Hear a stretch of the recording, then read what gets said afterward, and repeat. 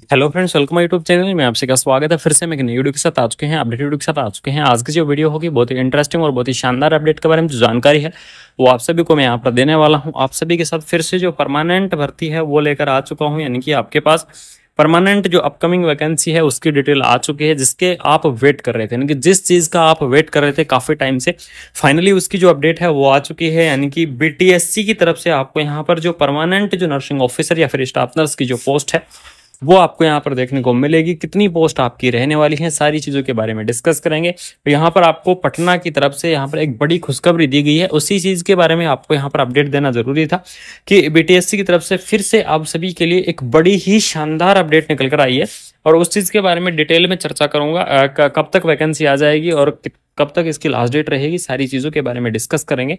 Video के last तक आप बने रहिए। यहाँ पर देख लीजिएगा, 20,000 नर्स की बहाली प्रक्रिया तेज होगी, यानी कि इसके अंदर क्या होंगे, 20,000 आपके पद निकाले जाएंगे पटना की तरफ से। आपको बता दूं इसकी फुल डिटेल क्या है कि 20,000 पटना की तरफ से जो वैकेंसियां हैं वो निकाली जाएंगी, जिसके अंदर ठीक है 20,000 में से आपकी स्टाफ नर्स की पोस्ट रहेंगी 6,900 कुछ, ठीक है 6,900 कुछ आपकी क्या रहने वाली है, जिसमें से आपकी स्टाफ नर्स या नर्सिंग ऑफिसर की जो पोस्ट है वो आपको देखने को मिलेंगी।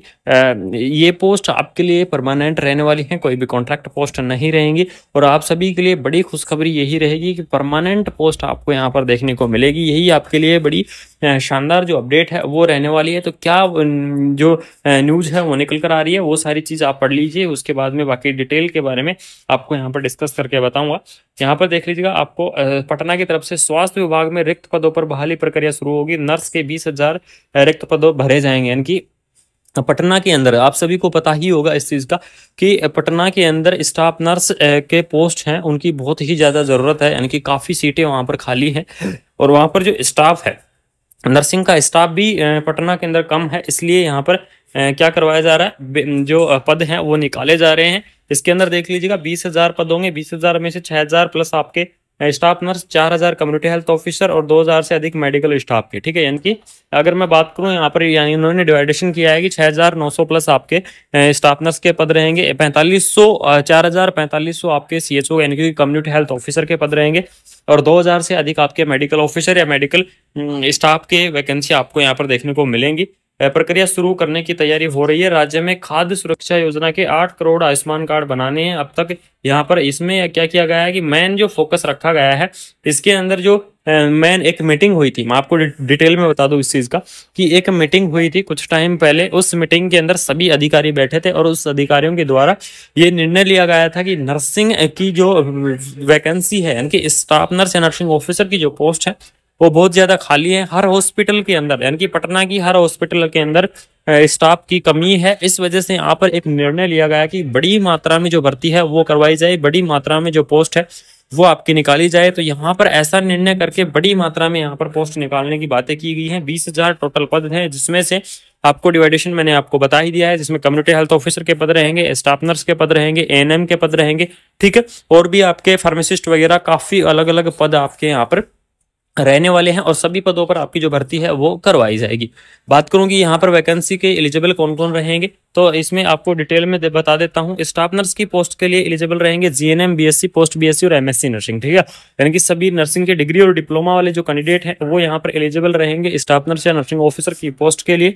एएनएम की पोस्ट के लिए अगर मैं बताऊं तो एएनएम की पोस्ट के लिए जिनके पास एएनएम कोर्स कर रखा है, जिनने उनको वो क्या करेंगे, वैकेंसी को अप्लाई करेंगे। मेडिकल ऑफिसर के लिए आपको एमबीबीएस डिग्री की आवश्यकता रहेगी, ठीक है, मेडिकल ऑफिसर के लिए एमबीबीएस रहेगी। फार्मासिस्ट की अगर मैं बात करूं तो फार्मासिस्ट के अंदर डी फार्मा और जो बी फार्मा वाले कैंडिडेट हैं, इनमें से कोई भी कैंडिडेट क्या कर सकते हैं, वैकेंसीज को आप अप्लाई कर सकते हैं। उसके बाद में आपको यहाँ पर लैब टेक्नीशियन की पोस्ट भी मिल सकती है, जिसके लिए डीएमएलटी और एमएलटी जो कोर्स है वो कैंडिडेट इस वैकेंसी को अप्लाई कर पाएंगे। बीटीएससी की अगर मैं सैलरी की यहाँ पर आपको चर्चा करके बता दूं तो यहाँ पर जो स्टाफ नर्स या फिर नर्सिंग ऑफिसर की जो बीटीएससी की आपकी सैलरी देखने को मिलेगी वो आपकी 65,000 से लेकर 75,000 के बीच में आपकी यहाँ पर जो सैलरी है वो आपकी रहने वाली है, ठीक है।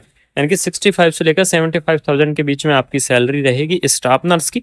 एएनएम की परमानेंट एएनएम की सैलरी आपकी 30,000 से 45,000 के बीच में आपको देखने को मिलेगी। एग्जैक्ट रेशो यहाँ पर नहीं बता सकते क्योंकि यहाँ पर जो सैलरी है उसके अंदर ऊपर नीचे हो जाता है। तो उसके बाद में एज लिमिट के बारे में अगर मैं आपको बता दूं, इस वैकेंसी की एज लिमिट आपकी क्या रहने वाली है।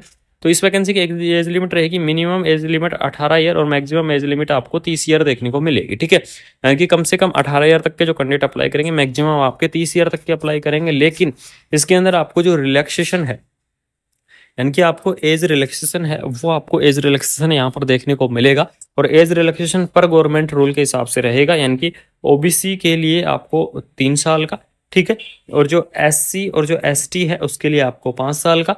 इस प्रकार से आपका एज रिलैक्सेशन है वो आपका रहने वाला है। ठीक है, उसके बाद में यहाँ पर अपकमिंग बात कर लेते हैं कि कब तक वैकेंसी आपकी करवाई जाएगी। उसी चीज़ के बारे में आपको डिटेल में चर्चा करके बता देता हूँ कि वैकेंसी आपकी यहाँ पर कब तक आने वाली है। तो इसके अंदर आपकी जो भर्ती है, यानी कि बीटीएससी की तरफ से बहुत ही जल्द आपकी भर्ती करवाने की पूरी मांग है कि आपकी भर्ती बहुत ही जल्द यहाँ पर करवाई जाए। और इसके अंदर सबसे इम्पोर्टेंट है कि आपकी भर्ती अगस्त के आसपास, ठीक है, अगस्त के आसपास आपकी जो भर्ती है वो आपको यहाँ पर देखने को मिलेगी। यानी कि अगस्त के आसपास आपको ये बीटीएससी की जो भर्ती है वो आपको देखने को मिल सकती है। ठीक है, तो इसके अंदर जैसे इसका फुल डिटेल एडवर्टाइजमेंट आएगा वो मैं आपको बताऊंगा। अभी तक तो न्यूज निकल कर आ रही है बीटीएससी पटना की तरफ से।